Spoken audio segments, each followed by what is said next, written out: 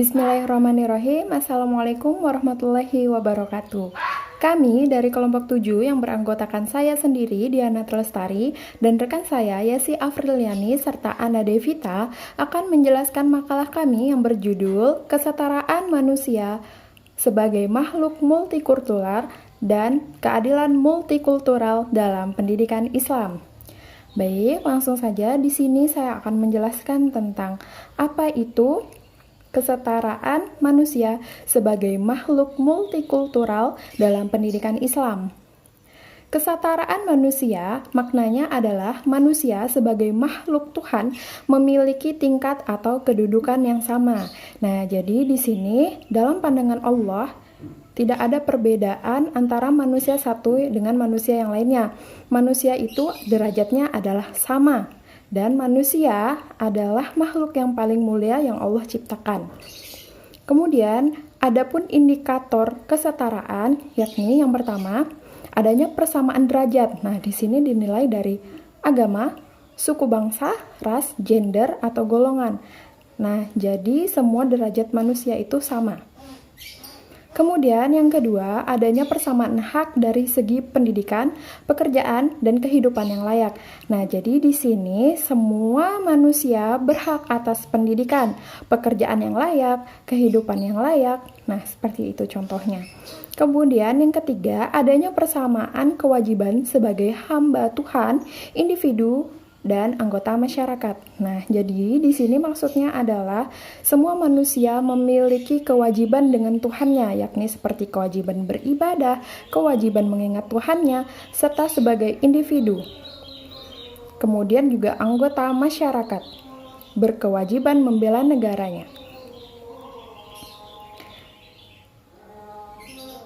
Kemudian adapun kata multikultural di sini sebagai diartikan sebagai keberagaman budaya sebagai bentuk dari keberagaman latar belakang seseorang.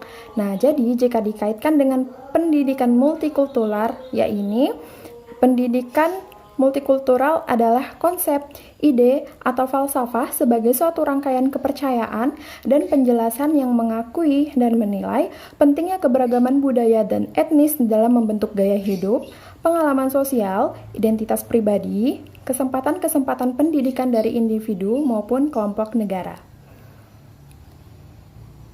Nah, jadi pendidikan multikultural ini memanfaatkan berbagai latar belakang peserta didik untuk dijadikan sebagai pondasi dalam menyusun materi pembelajaran di kelas, ya. Sebenarnya Islam itu sudah menegaskan di dalam Al-Quran bahwa manusia itu diciptakan dengan berbagai latar belakang yang berbeda, baik dari suku, ras, golongan, bahkan agama itu sendiri, ya. Di sini titik utama atau fokus utama multikulturalisme itu terletak pada kesetaraan budaya yang dimiliki oleh masyarakat. Adapun di sini pendidikan Islam itu secara sederhana diartikan sebagai pendidikan yang didasarkan kepada nilai-nilai Al-Quran dan hadis.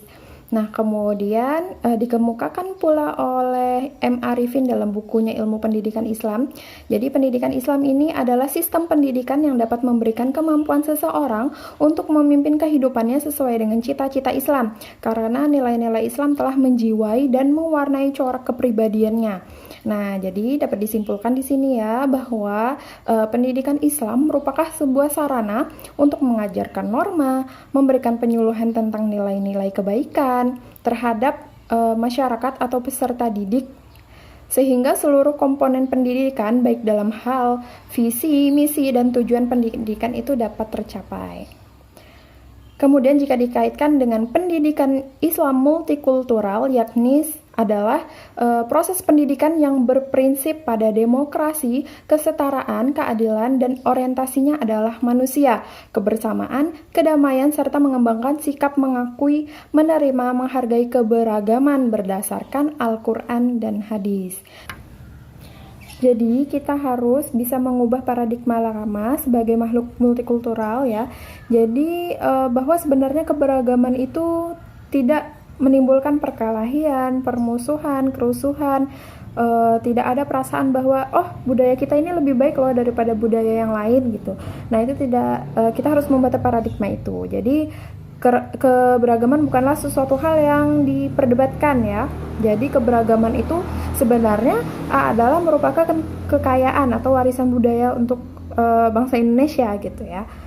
Kemudian juga Islam sebenarnya sudah sangat jelas mendeklarasikan ajarannya untuk menjunjung tinggi semangat multikulturalisme. Jadi di sini pendidikan Islam multikulturalisme harus bisa menjadi jembatan penghubung antara keberagaman yang alami, yang tumbuh secara alami dalam diri masyarakat. Masalah yang biasanya terjadi pada kehidupan bermasyarakat ini yakni contohnya itu tidak mengakui adanya kesetaraan, baik kesetaraan derajat, hak maupun kewajiban. Nah, jadi ini dinamakan juga dengan sikap diskriminasi. Nah, jadi diskriminasi ini membeda-bedakan ya.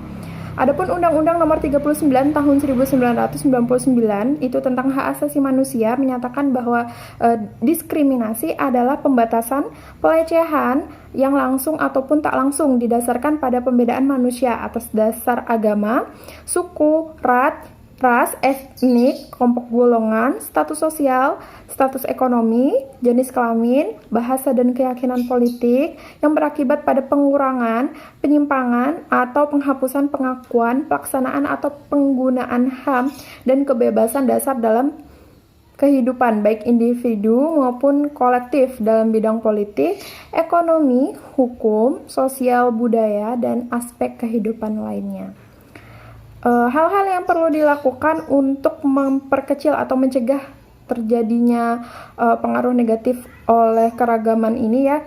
Jadi kita bisa di sini yang pertama religius, yang kedua semangat nasionalisme, semangat pluralisme, semangat humanisme, dan melakukan dialog antar umat beragama, serta membangun suatu pola komunikasi untuk interaktif maupun konfigurasi hubungan antar agama, media massa, dan harmonisasi dunia.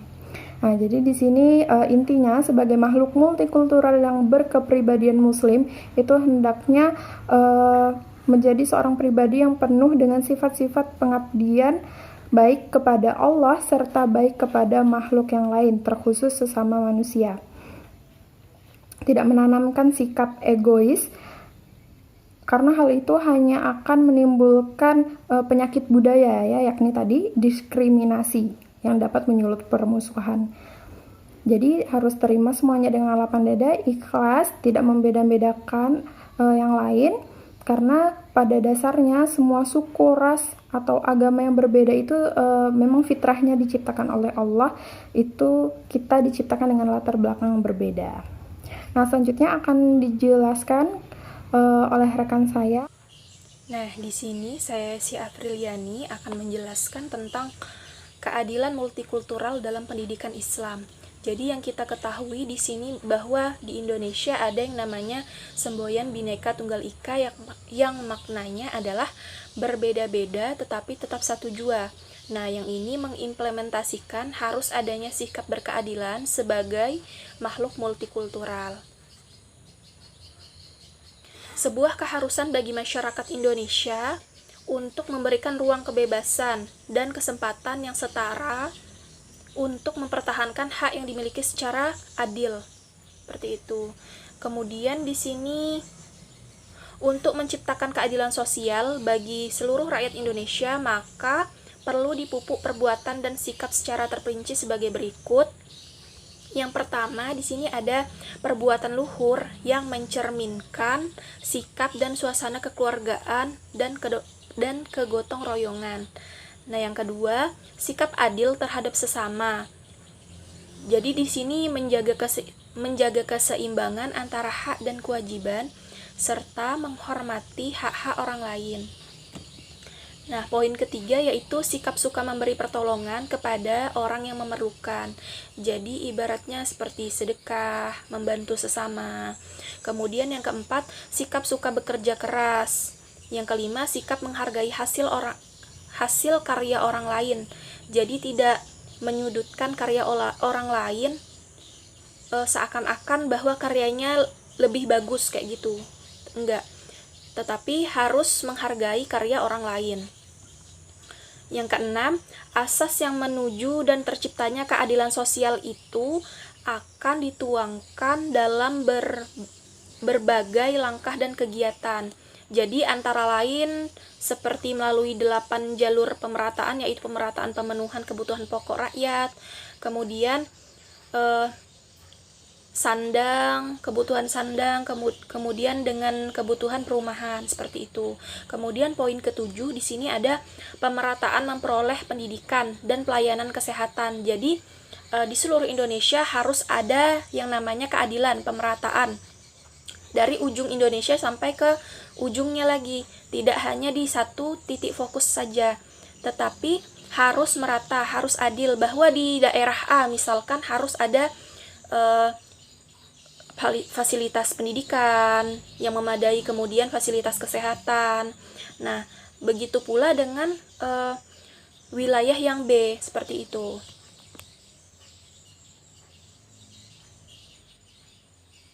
Nih, kemudian jika dikaitkan dalam Islam, bahwa dalam Islam adil dikenal dengan istilah adalah. Al-Quran telah mengisyaratkan kepada umatnya untuk berlaku adil kepada siapapun, baik berbuat adil pada diri sendiri, kepada orang lain, kemudian keluarga, bahkan anggota kelompok orang atau kelompok orang non-muslim, kita juga harus adil, teman-teman. Seperti itu. Kemudian di dalam Al-Qur'an sudah tertera di sini surah An-Nahl ayat 90. Sini. A'udzu billahi minasyaitonir rajim. Bismillahirrahmanirrahim.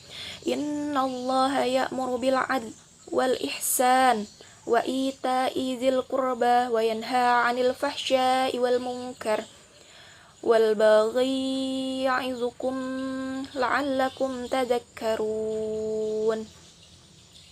Nah, seperti itu bunyi ayatnya. Kemudian artinya bahwa sesungguhnya Allah menyuruh kamu berlaku adil dan berbuat kebajikan, memberi bantuan kepada kerabat, dan Dia melarang melakukan perbuatan keji, kemungkaran, dan permusuhan. Dia memberi pengajaran kepadamu agar kamu dapat mengambil pelajaran. Quran Surah An-Nahl ayat 90. Nah, seperti itu teman-teman. Jadi di sini dapat disimpulkan bahwa keadilan multikultural dalam pendidikan Islam itu berperan sangat penting di dalam agama Islam itu sendiri. Bahkan di dalam agama Islam itu sendiri terdapat 73 golongan, seperti sabda Nabi Muhammad SAW bahwa terdapat 73 golongan, dan di sini juga di dalam Islam kita harus menghargai pendapat yang berbeda-beda. Bahkan di dalam Islam pun ada beberapa pendapat imam mazhab. Nah, di situ kita harus adil, tidak memandang sebelah mata, kemudian menyamaratakan, harus ada sikap toleransi antar agama. Kemudian di sini nih pada contohnya pada makalah ini bahwa adanya keadilan multikultural dalam Islam. Nah, seperti golongan A tidak memakai tahlilan, kemudian tetapi golongan B memakai tahlilan. Nah, hal ini tidak menjadi kendala yang serius untuk tetap hidup dengan berkeyakinan Islam. Jadi justru di sini adanya perbedaan itu, Islam di sini telah menggambarkan adanya keadilan tersebut. Jadi adanya perbedaan tidak ada halangan untuk tetap hidup saling rukun, kemudian bersatu, seperti itu teman-teman, adanya keadilan di sini. Nah, kemudian saya akan lanjut kepada bagian C. Nah, lanjutannya silahkan disimak ya. Di sini saya akan menjelaskan tentang studi kasus kesetaraan manusia sebagai makhluk multikultural dan keadilan multikultural dalam pendidikan Islam. Nah, teman-teman, di sini kita harus mengetahui dulu apa sih pengertian dari studi kasus itu. Studi kasus atau case study adalah sebuah eksplorasi dari suatu sistem yang terikat. Jadi di sini pembahasannya meneliti kasus secara mendalam. Seperti itu teman-teman. Kemudian dalam makalah ini kami sudah cantumkan bahwa kami ingin meneliti dengan mengangkat judul Kesetaraan Budaya Erau dengan Masyarakat Islam di Tenggarong, Kalimantan Timur. Berbicara tentang Kutai Kartanegara tak akan lepas dari budaya di dalamnya, yaitu budaya Erau. Erau merupakan salah satu festival budaya tertua di Nusantara. Tradisi tahunan ini telah berlangsung berabad-abad lamanya.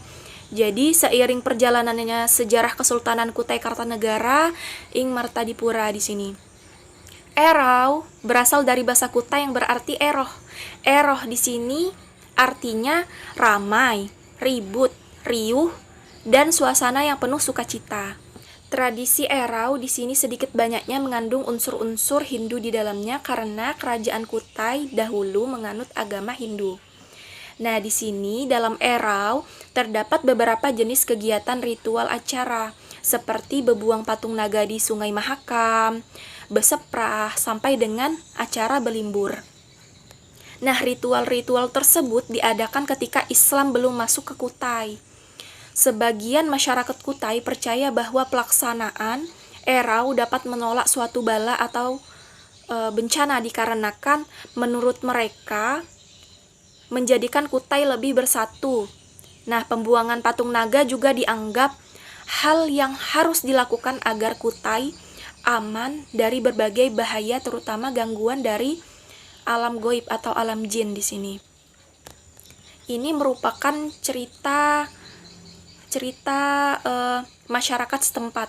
Karena saya berdomisili di daerah Tenggarong, maka saya tahu banyak tentang daerah ini.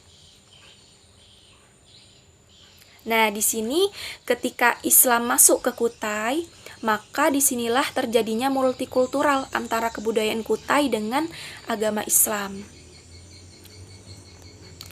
Islam perlahan mengubah kepercayaan tabu tradisi Erau menjadi sekedar hiburan biasa. Jadi di sini dan masyarakat Kutai juga banyak yang memeluk Islam, kemudian menerima kepercayaan Islam sebagai pengubah hal-hal tabu menjadi keyakinan bahwa Allah Subhanahu wa Ta'ala yang Maha Kuat, yang Maha Pelindung, bukan dari ritual-ritual Erau tersebut. Nah, kemudian dalam tradisi Erau juga ditambah dengan Batarsul. Nah, Batarsul ini apa sih? Batarsul yaitu menjadi pembuka utama kegiatan Erau, yakni memuji Allah dan Rasul-Nya. Nah, studi kasus ini dapat penulis simpulkan bahwa adanya kesetaraan budaya dan agama di Tenggarong dari zaman masuknya Islam sampai zaman sekarang, dengan tradisi Erau sebagai pemersatu umat dalam beragama dan berbudaya. Perlu diketahui juga bahwa di sini ketika pelaksanaan Erau, maka tidak hanya masyarakat Islam yang mengikuti, tetapi juga ada masyarakat non-muslim seperti suku yang terkenal di Kalimantan yaitu suku Dayak,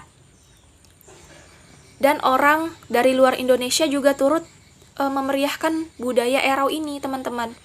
Jadi beragamnya agama, suku, ras, jenis kelamin maupun budaya di sini tidak menyurutkan semangat masyarakat Tenggarong untuk hidup dengan kesetaraan sebagai makhluk multikultural dan keadilan mereka dalam pandangan Islam untuk terus meluruskan dan membenarkan budaya yang telah mereka lestarikan dari dulu hingga sekarang. Nah, sesuai dengan pandangan Islam tanpa menyudutkan agama yang lainnya. Jadi, ketika Islam sudah datang di Kutai Kartanegara, Islam sudah masuk di dalam Kutai Kartanegara di sini, bahwa masyarakat Kutai pun menerima adanya kepercayaan Islam tersebut. Nah, kepercayaan Islam ini juga telah mengubah hal-hal yang tabu di dalam tradisi Erau menjadi hal-hal yang disangkut pautkan dengan keagamaan Islam, seperti tadi yang bebuang naga digantikan dengan bahwa keamanan yang sesungguhnya di situ adalah keamanan dari Allah Subhanahu wa taala. Nah, di sini juga sudah tertera tadi bahwa di tradisi Erau ditambah dengan acara Batarsul. Batarsul di sini yaitu memuji, mengagung-agungkan Allah, kemudian Rasulnya. Di sini menyebutkan nama Allah sebelum pelaksanaan budaya Erau ini. Nah, sampai kepada di penghujung video ini, saya Yesi Afriliani memohon maaf apabila ada kekurangan, kesalahan, baik kata maupun tulisan dalam makalah kami. Kurang dan lebihnya kami mohon maaf. Billahi taufik wal hidayah. Wassalamualaikum warahmatullahi wabarakatuh.